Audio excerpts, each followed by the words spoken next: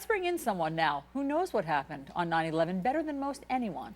Rudy Giuliani was, of course, the former mayor of New York City. He was also a 2008 presidential candidate. Mr. Mayor, thanks so much for being here. Good morning. Thanks for having me. You were more plugged in and on the ground on 9/11 than anyone.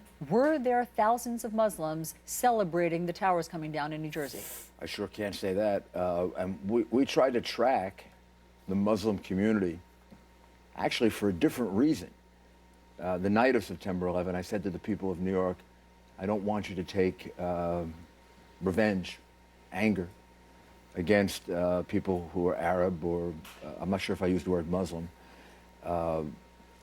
because we don't want to engage in group blame the way they did. And it's a small group of people. They're determined. They're very dangerous. We're going to have to catch them, and they deserve to be executed. Yes. But it's not everyone. I don't want the people of New York to act that way. So the police department set up a unit, and we kept track of it for about 3 or 4 weeks. And we had some attacks, and we did have some celebrating. That is true. We had pockets of celebration, some in Queens, some in Brooklyn. How many people? 10, 12, 30, 40. And those weren't just rumors. Those weren't just reports. No. You went out and checked them out. We had one situation in which a candy store owned by a Muslim family was celebrating that day right near a housing development, and the kids in the housing development came in and beat them up. And I think both facts were corroborated to be true. They were celebrating that the towers had come down, and some of the kids in the housing development got really upset about it, and they came in and did a pretty good job of beating them up. Okay, so a handful of isolated incidents, you're saying. Yeah, I was very proud of that. You know, we expected a lot of it. Bernie Kerik was the police commissioner at the time. We expected, because the angle was so great, we expected a lot of irrational acts of violence against people who appeared to be Islamic or Muslim. Right. You Arab. expected violence against Muslims. You weren't expecting celebrating. And we had very, very little. Mm-hmm. We had some language. We had some yelling and screaming. I can't give you a count of the number of acts of violence. Okay, but nothing really serious. And we did have some reports. Yes. Of people celebrating that day while the towers were coming down. But if there had been thousands of people, I would have known that for sure. Yes. So Donald Trump is therefore not telling the truth. Well, I think what he's doing is exaggerating, right? People were celebrating. He's right about that. But you're saying a handful of people. I didn't see any evidence of thousands, nor have I seen it since then, of thousands of people. But why do you seem to be hedging? Why don't you just say, no, that didn't happen? Well, because I don't know if it didn't happen. But you would have known if thousands of people in New Jersey. I wouldn't have known if it happened in some part of New Jersey. I think I that would have come through your office. If thousands of extremists were celebrating, I think I would have. I think I would have, and I don't think it happened. He keeps saying it did. I don't want to say he's not telling the truth about it. Why not?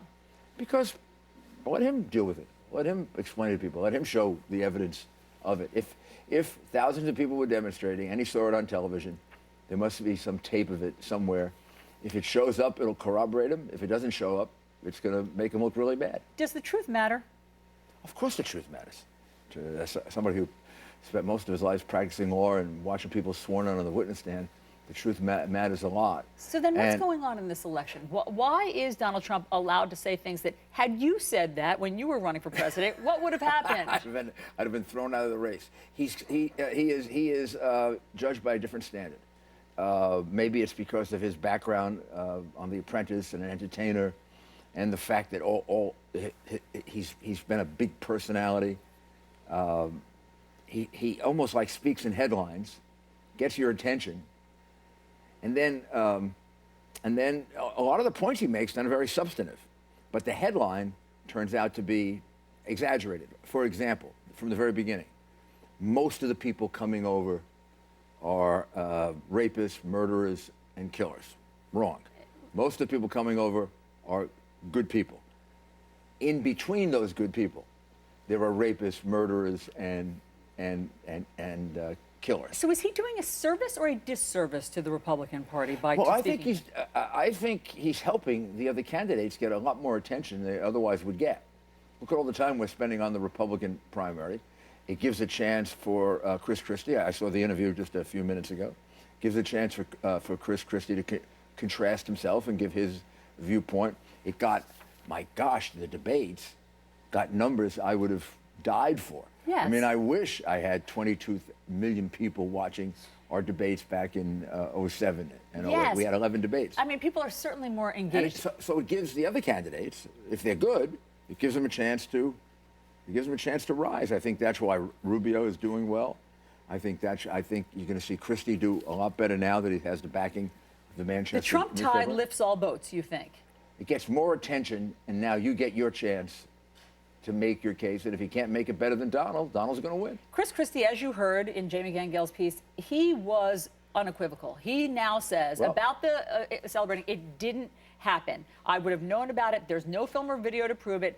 It didn't happen. Well, he would have. He was a U.S. attorney. I believe he was the U.S. attorney at the time. Was he U.S. attorney? Well, Yeah. he wasn't.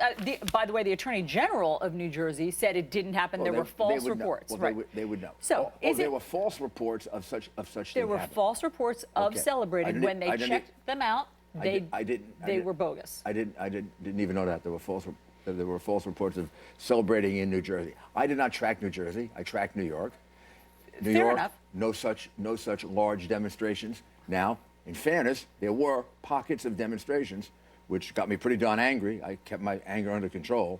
Anybody celebrating September 11, at that point, to me, the anger I had to control it. Of course. But is it time for the other candidates, like Chris Christie, to begin calling out things that they think are demonstrably untrue by Donald Trump? I think they have, but I think they've tried to do it also, not take the bait. Then it all becomes all about Donald Trump. I mean, here we are talking about Donald Trump, and we've got a crisis in Iran and Iraq and Syria. We've got the United States and Russia unable to agree on what to do in Syria with this tremendous divide over Assad. We've got Russian missiles. Who the heck knows what they're going to do to Turkish planes? We've got the climate summit. And here we are talking about Donald Trump. So who do you think would be the best person to navigate through all of that as the next president? I think I've always thought Jeb was the best qualified in terms of just the range of qualifications. Not sure he's the best candidate. I think Christie, Rubio are better candidates. Trump is a better candidate. But that's different. I mean, obviously, being a good candidate is different than being a president. But that's how you get nominated. And that's why I think it's going to be very, very close. I think this is one that's you're going to see, of the four people I just mentioned, I think you're going to see some of them win some of those primaries. This is going to get down to a New York primary, a California primary. You think that you predict those four will be neck and neck? Oh, wait a second. And then on the right, I think Cruz I think Cruz will be the Huckabee or Santorum of this of Iowa, because I think Iowa ultimately goes to the more religious right-wing candidate. Huckabee was the minister. Santorum was the most religious right. Huckabee beat me. Santorum won 4 years later. He beat Romney. Now, they didn't go on and get the nomination. And do you think but they took over the right. They took once Cruz does that, he sort of takes over the right wing of the party, and that keeps him in it for a long time.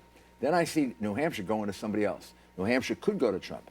It could go to Christie. He could come out of, and it could go to Rubio. I mean, those three. And does Bush have a chance? Yeah, Bush has a chance. Bush still has a chance, particularly as we focus on national security and we focus on who's ready to protect the country. I want to ask you about this Donald Trump's meeting with pastors yesterday. He had said that he was going to get the endorsement of 11 African-American pastors. That didn't end up happening. In fact, it turned out that it was more heated in the room. They objected to some of the rhetoric that he's been using on the campaign trail. But once again, he didn't. He said that they supported him, and that. Well, he is the consummate performer. I mean, he's fabulous at handling interviews. He's fabulous at handling difficult situations and turning them around.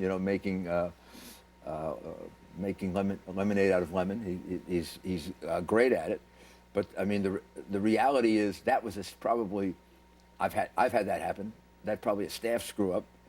But unlike somebody else that would go, he made it work he made it work right. So yeah, as a politician, you would say, you say to yourself, that's a heck of a talent to have. On the other hand, some of the exaggerations make you, raise questions. Rudy Giuliani, always great to get your take on all of this. Thank you. Thanks so much for being here on New Day.